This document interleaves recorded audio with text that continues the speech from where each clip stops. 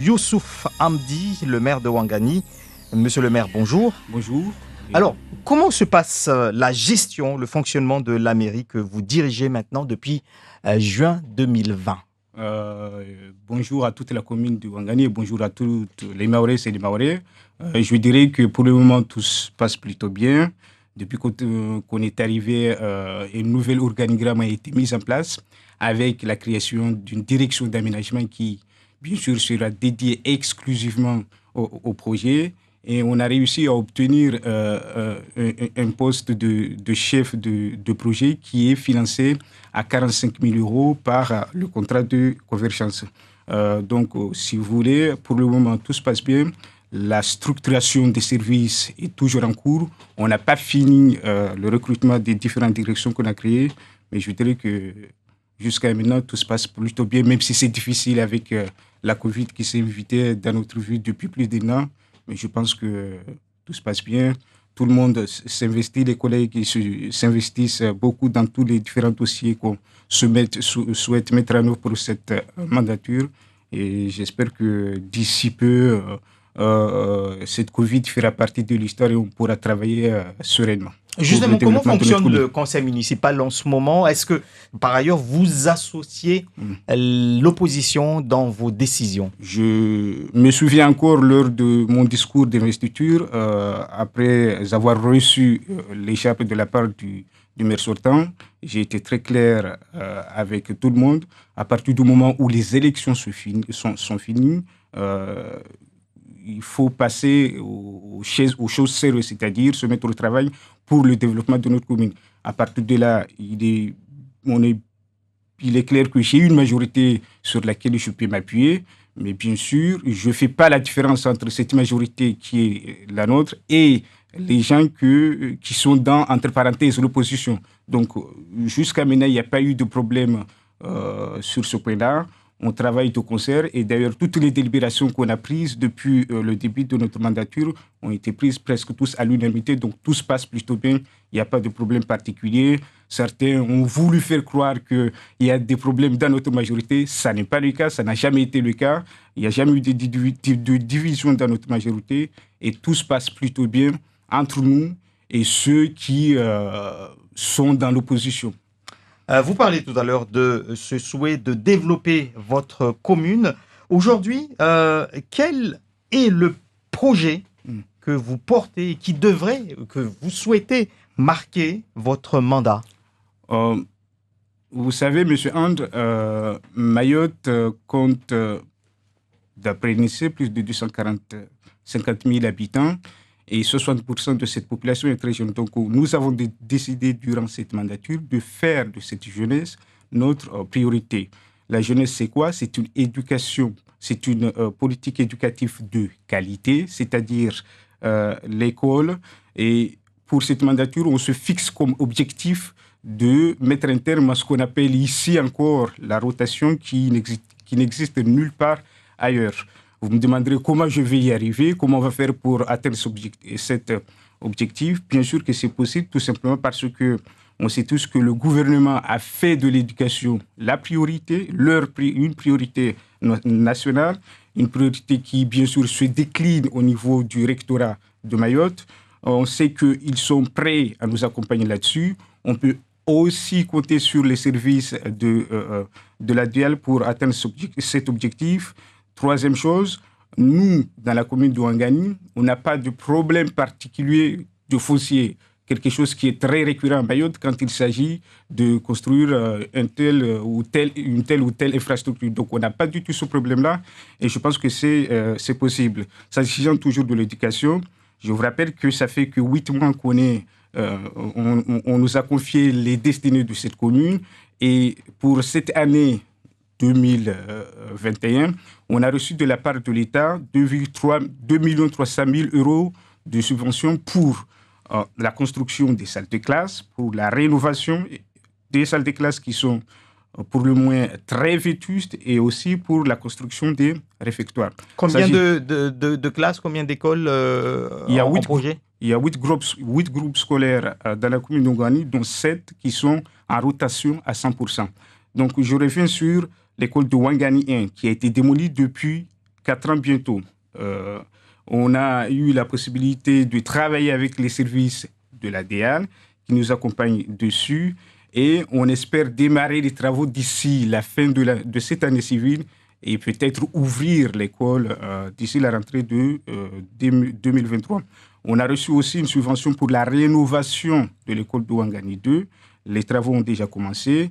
Une autre subvention a été accordée pour la rénovation de l'école de maternelle de Barakani Stade.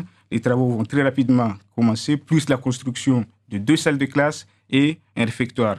Autre chose très importante, on sait tous que depuis 4 ans, les élèves qui fréquentaient l'école de Ouangani 1 sont obligés de traverser tout le village pour se rendre à Ouangani 2.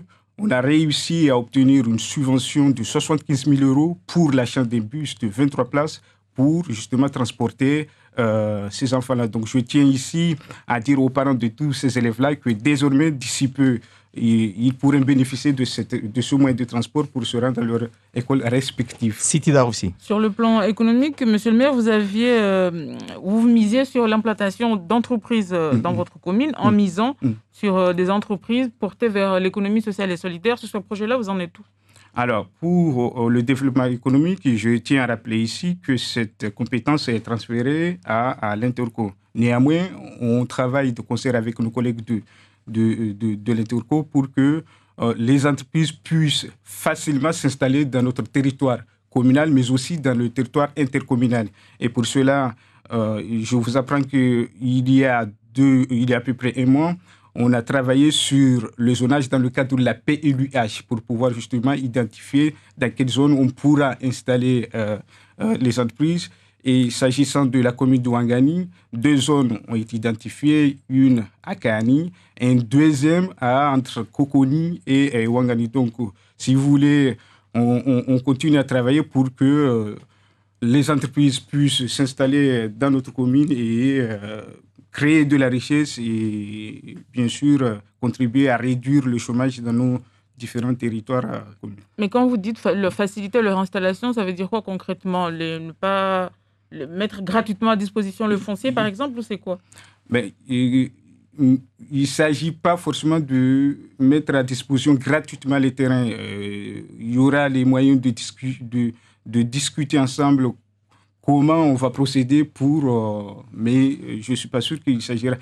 Derrière, il faut savoir qu'on peut mettre des clauses pour justement faciliter leur installation. Les clauses seront mises en place. Alors, vous avez signé une convention avec l'AFD de préfinancement à hauteur de 5,4 millions d'euros et puis 650 000 € pour l'autre convention. C'était pour quoi faire? Vous ambitionnez quoi avec ces financements? Alors, je tiens d'abord à remercier monsieur le directeur de l'AFD, Yves Radja, et bien sûr tous ces services qui nous ont facilité la convention de ce préfinancement. Il s'agit tout simplement de nous avancer des fonds pour financer des opérations. Pourquoi? Tout simplement parce que vous n'êtes pas censé sans savoir que la situation financière de notre collectivité a été très fragile, a été très compliquée pendant plusieurs années. Donc, certaines opérations ne pouvaient pas être avancées, ne pouvaient pas être financées, comme le lotissement de Kaani et le lotissement de Yapanzo qui étaient restés bloqués pendant très longtemps. Donc, si vous voulez, cette subvention nous permet, ces préfinancements nous permettent de financer des opérations et ensuite de rembourser par la suite l'AFD. Il nous permettra aussi, ces financements,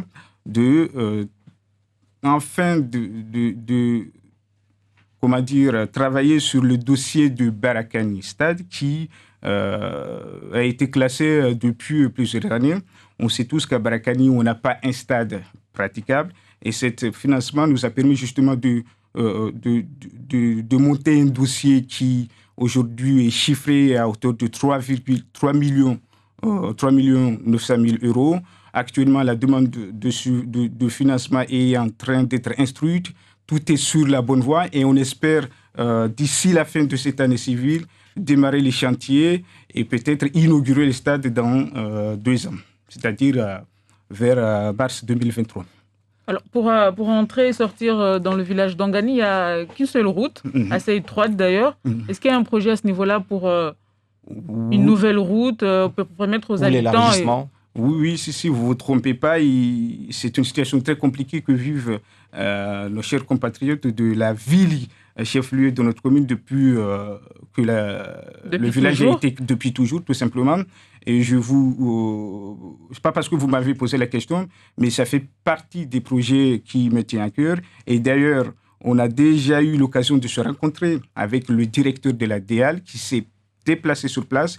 Il nous a proposé de commencer à lui proposer des tracés qui partiront du carrefour dit de Coconi vers Ouangani, et un deuxième tracé qui partirait du lieu dit de virage Makoko vers Ouangani. Donc, et j'espère que d'ici, ça va être compliqué, mais on va tout faire pour que cette déviation ait lieu pour désenclaver aussi bien Ouangani, mais aussi une partie de notre territoire communal. En revanche, un projet dont on parle depuis très longtemps, c'est ce projet de hub de Kahani. On vous a entendu à plusieurs reprises sur nos antennes dire que vous n'étiez pas favorable à cela. Est-ce que vous avez trouvé un compromis avec l'État ou le département? Jusqu'à maintenant, il n'y a pas eu de discussion sur ce sujet. Mais vous allez toujours vous opposer si c'est le projet actuel qui... Alors, je vous explique, Monsieur Andy, comme vous l'avez bien souligné, chaque fois qu'il y a des problèmes sur le Obakani, j'ai toujours été présent et j'étais étonné de constater que tout le monde était passé sur place. Tout le monde est dépassé sur place et il faut voir à quel point ces voyous sont déterminés et essayent clairement d'entrer dans le lycée pour agresser ou s'en prendre aux différents élèves.